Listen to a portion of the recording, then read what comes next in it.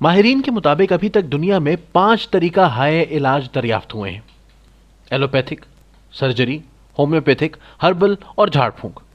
پہلے 3 طریقہ ہائے علاج دور جدید کی ایجادات ہیں، جبکہ ہربل یعنی جڑی بوٹیوں کا استعمال قدیم طریقہ علاج ہے۔ کسی حد تک سرجری کو بھی قدیم طریقہ علاج میں شمار کیا جاتا ہے، لیکن ماضی میں اس کا طریقہ دوسرا ہوا کرتا تھا۔ جھاڑ پھونک منفی بھی ہوا کرتا ہے اور مثبت بھی۔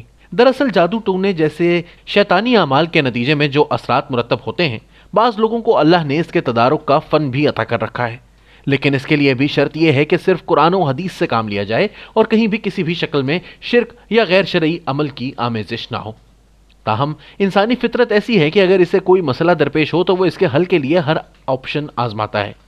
پھر جب معاملہ اولاد یا والدین کا ہو تو کسی انسان کی بے چینی اور بھی شدید ہوتی ہے۔ اولاد میں اگر کسی کو کوئی خاص اور پھر بظاہر لا علاج معذوری لاحق ہو تو یہ والدین کے لیے بہت بڑی آزمائش بن جاتی ہے۔ ہمارے بھائی اور جمعیت علماء اسلام کے سینیٹر طلحہ محمود پر اللہ کریم نے مالی لحاظ سے بڑا کرم کیا ہے، لیکن انہیں اس آزمائش میں بھی ڈالا ہے کہ ان کی اولاد میں سے ایک اسپیشل بچہ ہے۔ ظاہر ہے انہوں نے اس کے علاج کا ہر ممکن طریقہ آزما لیا، لیکن ان کی آزمائش ختم نہیں ہو رہی۔ انہیں کسی نے ملا علی کردستانی نامی شخص کے بارے میں بتایا۔ انہوں نے سوشل میڈیا پر اپنی دکانداری کی تشہیر بھی اس انداز میں کی ہے کہ جیسے وہ منٹوں میں نعوذ باللہ نابیناؤں کو بینائی اور گونگوں کو قوت گویائی دلوا سکتے ہیں، وغیرہ وغیرہ۔ بہرحال ڈوبتے کو تنکے کے سہارا کے مصداق سینیٹر طلحہ محمود نے عراقی سفیر سے بات کی اور ان کے ذریعے ٹکٹ اور دیگر اخراجات برداشت کر کے ملا کردستانی کو بلا لیا۔ طلحہ محمود اور پاکستانی قوم کی بدقسمتی یہ تھی کہ کردستانی کی پاکستان آمد کا علم اسپیکر اسد کیسر کو بھی ہو گیا۔ ہمارے دوست اسد کیسر پی ٹی آئی میں آنے سے قبل اسلامی جمعیت طلباء اور بعد ازاں جماعت اسلامی سے وابستہ رہے تھے، اور جماعت اسلامی کے لوگ توہم پرستی سے بہت دور ہوتے ہیں، لیکن توہم پرست لیڈر کے ساتھ رہ رہ کر شاید وہ بھی توہم پرست ہو گئے ہیں۔ دوسری طرف پی ٹی آئی کے دیگر حکمرانوں کی طرح وہ بھی اٹھتے بیٹھتے ہر کام کی تشہیر ضروری سمجھتے ہیں۔ چونکہ جعلی اسمبلی کے اسپیکر ہیں اور عمران خان نے انہیں حقیقی اسپیکر بنانے کے بجائے ڈمی اسپیکر بنا رکھا ہے جہاں وہ اپنی مرضی چلا سکتے ہیں اور نہ اپنے اختیارات استعمال کر سکتے ہیں، اس لیے زیادہ وقت دوروں یا پھر دعوتوں کے اہتمام اور ان کی میڈیا پر تشہیر میں لگاتے ہیں۔ انہوں نے یہ نہیں سوچا کہ اسپیکر قومی اسمبلی کی حیثیت میں جب وہ اس فراڈی ملا کے ساتھ ویڈیو بنا کر عام کریں گے تو لوگوں کو کیا پیغام جائے گا۔ نہ صرف انہوں نے اپنے بچے کی اس شعبدہ بازی کے ذریعے علاج کی ویڈیو عام کر دی، بلکہ پی ٹی آئی کے ایک اور رکن قومی اسمبلی جو خود ڈاکٹر بھی ہیں کے ساتھ ان کی آڈیو بھی لیک ہو گئی، جس میں اسد کیسر صاحب بتا رہے تھے کہ عراق سے یہ صاحب آئے ہوئے ہیں جو پلک جھپکتے گونگوں اور نابیناؤں کا علاج کرتے ہیں۔ یہ ویڈیو عام ہوتے ہی پورے پاکستان میں ایک ہلچل سی پیدا ہو گئی۔ ہزاروں لوگ اپنے معذوروں اور بیماروں کے ساتھ سینیٹر طلحہ محمود کے گھر جمع ہو گئے۔ ایک دن ان کا لاہور جانے کا پروگرام تھا، وہ گئے نہیں یا ہوٹل سے نکلے نہیں، لیکن ہزاروں لوگ وہاں دور دراز علاقوں سے آ کر اسلام آباد کے 5 اسٹار ہوٹل کے سامنے کئی دن تک ذلیل و خوار ہوتے رہے۔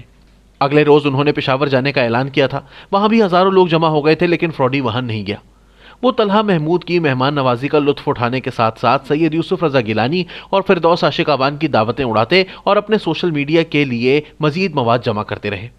ظاہر ہے جب دنیا سوشل میڈیا پر دیکھے گی کہ پاکستان کے سابق وزیر اعظم، وزراء اور اسپیکر قومی اسمبلی ان کو مسیحا سمجھتے ہیں تو پھر کیوں نہ ان کے گاہک مزید بڑھیں گے۔ اب وہ ان ویڈیوز اور تصاویر کو دنیا کے کسی اور ملک کے لوگوں کو بیوقوف بنانے کے لیے استعمال کرے گا۔ طلحہ محمود صاحب کو بھی چاہیے تھا کہ وہ اس فراڈیے کو بلانے سے قبل تحقیق کرتے، لیکن ان کا تو وہ انفرادی عمل تھا اور صرف اپنے بچے کی خاطر انہوں نے ان صاحب کو بھی آزمانے کا سوچا۔ لیکن سوال یہ ہے کہ اس کی تشہیر سے قبل اسپیکر قومی اسمبلی اسد کیسر نے معمولی تحقیق کی زحمت کیوں گوارا نہیں کی؟ وہ اگر انٹرنیٹ پر جاتے یا پھر اسمبلی کے سینکڑوں ملازمین میں سے کسی ایک کو تحقیق کا کہتے تو وہاں ان کو 2 منٹ کی محنت سے معلوم ہو جاتا کہ ملا کردستانی کتنا بڑا فراڈ ہے۔ وہ اس فراڈ کی بنیاد پر خود اپنے ملک میں گرفتار ہو چکا ہے، پھر اسی فراڈ کی بنیاد پر سعودی عرب میں گرفتار ہو چکا ہے۔ اس کے فراڈ سے متعلق عرب علماء کے فتوے آ چکے ہیں، لیکن ایسی کسی تحقیق کی زحمت گوارا کرنے سے قبل انہوں نے اسے اپنے سرکاری گھر کا مہمان بنایا، ساتھ ویڈیو بنائی اور پورے پاکستان کو عذاب میں ڈالا۔ پاکستان میں کئی دن گزارنے اور دعوتیں لوٹ کر واپس جا چکا، لیکن اگر کسی ایک بندے کی بینائی لوٹ آئی ہو یا کسی ایک کی بھی قوت گویائی بحال ہوئی ہو تو ہمیں بھی آگاہ کیا جائے۔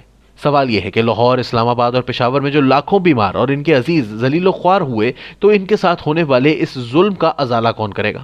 نہ جانے اس ملک کو کس نحوست نے اپنی لپیٹ میں لے لیا ہے کہ جب پوری دنیا توہمات سے نکل رہی ہے، ہم پر ایسے لوگ مسلط ہو گئے ہیں جو توہم پرستی کو فروغ دے رہے ہیں، اور انہیں اندازہ بھی نہیں کہ اس توہم پرستی کا ملک و قوم کو کیا خمیازہ بھگتنا پڑ رہا ہے۔ ایک طرف مہنگائی کا عذاب، دوسری طرف بے روزگاری کا عذاب، تیسری طرف حکمرانوں کی بدزبانی کا عذاب اور اوپر سے توہم پرستی کا عذاب۔ اللہ کے بندو، کچھ تو اللہ کا خوف کرو، کچھ تو اس قوم پر رحم کھاؤ۔